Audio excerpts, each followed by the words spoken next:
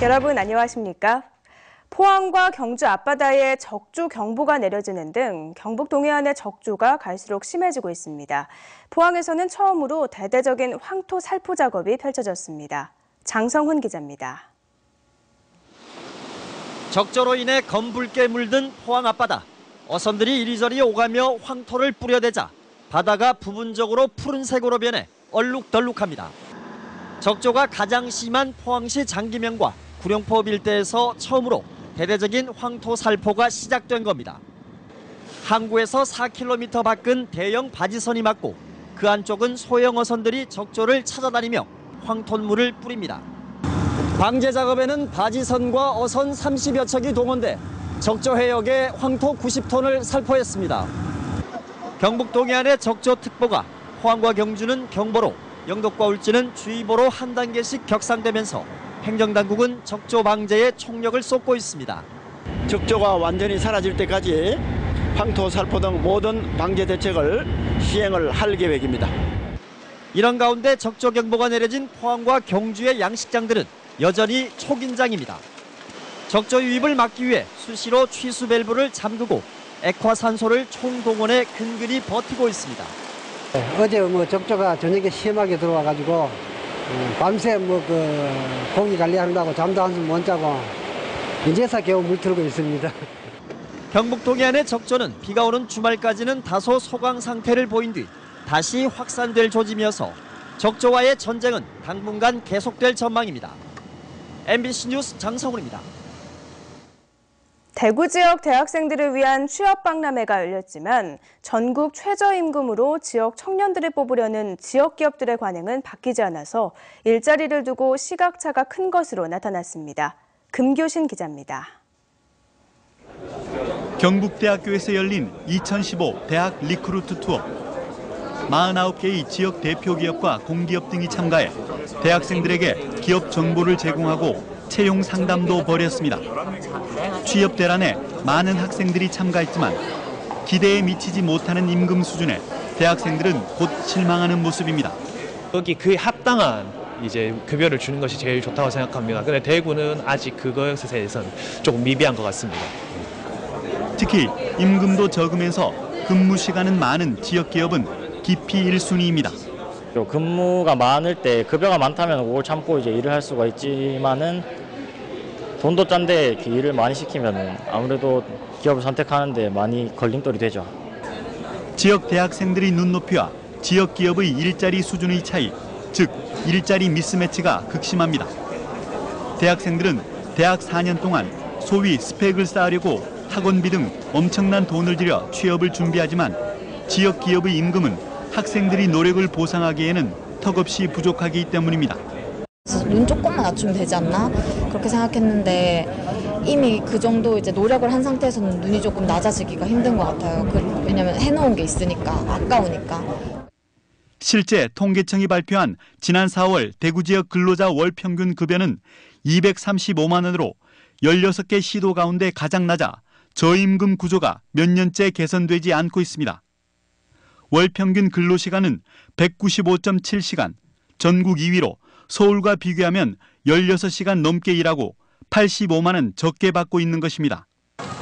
이 때문에 지난 석 달 동안 무려 2,700여 명이 대구를 떠났고 이 가운데 20대가 1,400여 명을 차지해 청년 인력 유출이 대구의 가장 큰 고민으로 떠올랐습니다.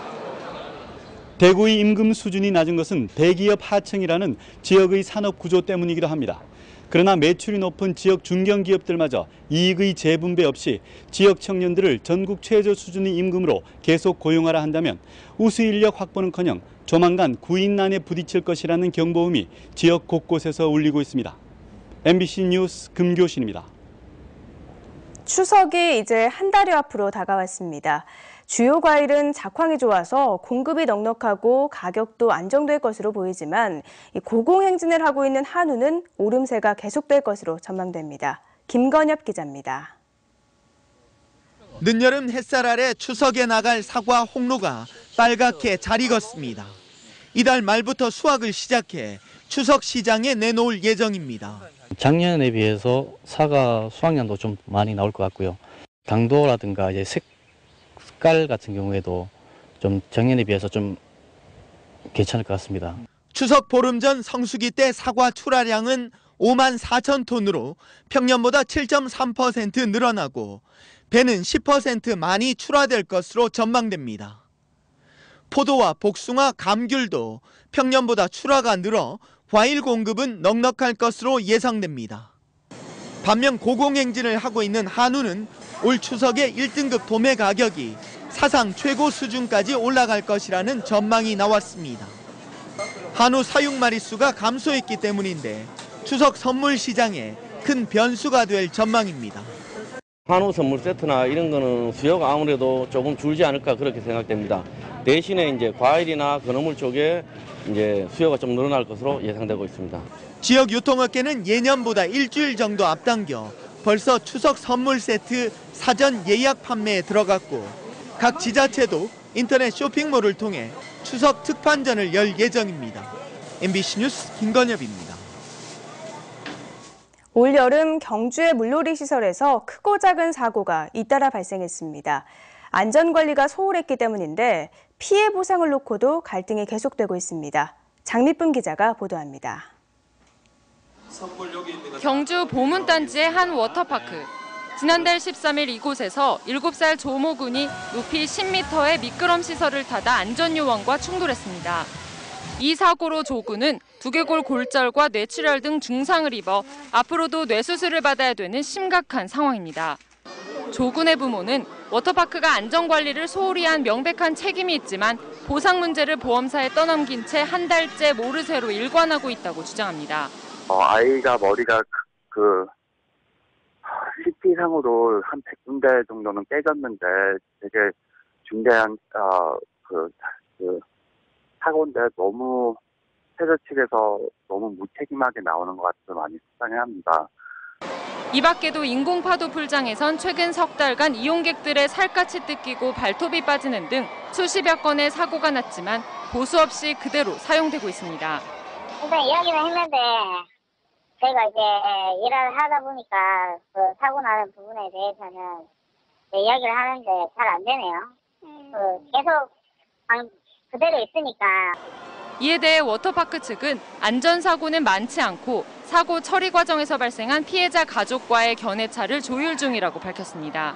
회사에서는 사고에 대해서 좀 더 적극적으로 대처를 하고 이런 사고가 나지 않도록 미연에 방지를 할 수 있도록 좀 더 시설적인 면을 최대한 열심히 강구를 하겠습니다. 여름철이면 수십만 명이 찾는 물놀이 시설인 만큼 철저한 안전관리와 행정당국의 감독이 필요합니다. MBC 뉴스 장미쁨입니다. 경상북도와 경주시가 주최하는 실크로드 경주 2015가 오늘 경주 엑스포공원에서 개막합니다. 개막식에는 세계 각국 대표단과 외교사절 등 1,800여 명이 참석하고 하나의 길, 하나의 꿈이라는 주제로 개막 축하 공연도 펼쳐집니다. 실크로드 2015는 세계 47개국 만여 명이 다음 달 18일까지 문화의 향연을 펼치고 유라시아 대륙을 하나의 공동체로 묶는 새로운 비전도 제시할 예정인데 행사 기간 국내외 관광객 120만 명이 찾을 것으로 기대됩니다. 사업 추진이 불투명했던 외교 건설에 대한 예비 타당성 조사가 이루어질지 관심을 끌고 있습니다. 새누리당 박명재 국회의원은 유일호 국토부 장관이 영일만대교 구간에 대해 내년 상반기 중 예비 타당성 조사를 하겠다는 답변을 했다고 밝혔습니다. 이에 따라 국토부의 예비 타당성 순위에 포함돼 기획재정부에서 최종 결정될지 주목됩니다. 영일만대교는 동해고속도로 기본계획 수립 시 민자 도입 예정 구간으로 정해졌지만 선뜻 나서는 민간업자가 없어 사업 추진이 되지 않고 있습니다. 포항 지역의 지난달 수출은 6억 5,500만 달러로 지난해 같은 기간에 비해 25.1% 감소했고 수입은 32.2%나 줄어든 5억 5,300만 달러에 그쳤습니다. 포항세관은 세계 철강 공급 과잉과 엔화 및 유로화 약세 등으로 수출의 감소세가 지속되고 원자재 가격 하락과 국내외 경기 침체 등으로 수입도 줄어든 것으로 분석했습니다. 수출입 모두 감소세를 보이는 상황에서 수입의 감소폭이 더 커서 생기는 불황형 흑자 현상이 올해 2월부터 6개월 연속 나타나고 있습니다. 경상북도는 메르스 등 경기 침체에 따른 저소득 취약노인들을 지원하기 위해 일자리 사업을 확대하기로 했습니다. 확대되는 노인 일자리는 노인 인구 급증에 따른 일자리 3,000개와 경기 침체에 따른 생계 보전 일자리 1,800개 등 4,800개로 다음 달부터 시행됩니다. 이에 따라 도내 노인 일자리는 기존 2만 3천여 개에서 2만 8천여 개로 늘어나고 참여 노인들은 환경 정비 사업과 전통 문화 해설, 독거노인 안부 확인 사업 등에서 활동하게 됩니다. 포스코 ICT 최도한 사장을 비롯한 전체 임원들이 잇따라 자사주 매입에 나섰습니다. 최 사장은 지난해 7월 취임 이후 자사주를 매입해 현재 4만 3천여 주를 보유하고 있고 임원들도 최근 자사주 2만 1천여 주를 사들여 12만 3천여 주를 보유하고 있습니다. 포스코 ICT는 경영진들의 자사주 매입은 어려운 경영 환경 극복과 전략 사업 성공을 위한 책임 경영의 표현이라고 밝혔습니다. 동해안에서 잡히는 오징어와 고등어의 크기가 줄어들어 어자원 관리가 시급한 것으로 나타났습니다. 해양수산부에 따르면 지난달 동해안에서 잡힌 오징어의 크기는 평균 20.1cm로 지난해 같은 달에 비해 0.1cm 감소했고 고등어는 31.7cm에서 29.9cm로 1.8cm나 줄었습니다. 한편 지난달 연근해 어획량은 오징어와 멸치, 고등어는 소폭 증가한 반면 갈치와 청어, 가자미는 감소했습니다. 장애인의 절반가량은 외출하거나 집 밖에서 활동할 때 불편하다고 느끼는 것으로 나타났습니다. 보건사회연구원의 보고서에 따르면 장애인의 45.3%가 외출을 포함해 집 밖에서의 활동이 불편하다고 답했고 교통수단을 이용할 때 어려움을 겪는다는 응답도 40%나 됐습니다. 또 TV 시청이나 운동, 영화 감상 등 여가 활동에 만족하는 장애인은 42.9%에 그쳤고 지난 1년간 문화예술 행사를 한 번도 관람한 적이 없는 장애인은 74.2%로 높게 나타났습니다. 경주시에서는 글로벌 문화융성 도시 이미지를 홍보하기 위해 경주 관광 로고송 공모전을 엽니다. 가고 싶은 그곳 경주라는 주제로 관광도시 경주의 아름다움을 담은 1에서 3분 정도의 순수 창작곡이면 누구나 응모 가능하며 다음 달 16일까지 접수합니다. 우수 작품에 대해서는 전문가 심사를 거쳐 대상과 장려상 등 모두 17점을 선정해 1,000여만 원의 상금을 수여할 계획입니다. 문화재청과 전국 17개 문화재 돌봄 사업단이 서학서원 등 경주 지역 주요 문화재 현장에서 문화재 돌봄 실습 교육을 합니다. 이번 문화재 돌봄 교육은 2박 3일 일정으로 문화재 사업에 대한 전문가 특강과 함께 한식 미장 기능 등 현장에서 실질적으로 활용 가능한 실습 교육도 함께 이루어집니다.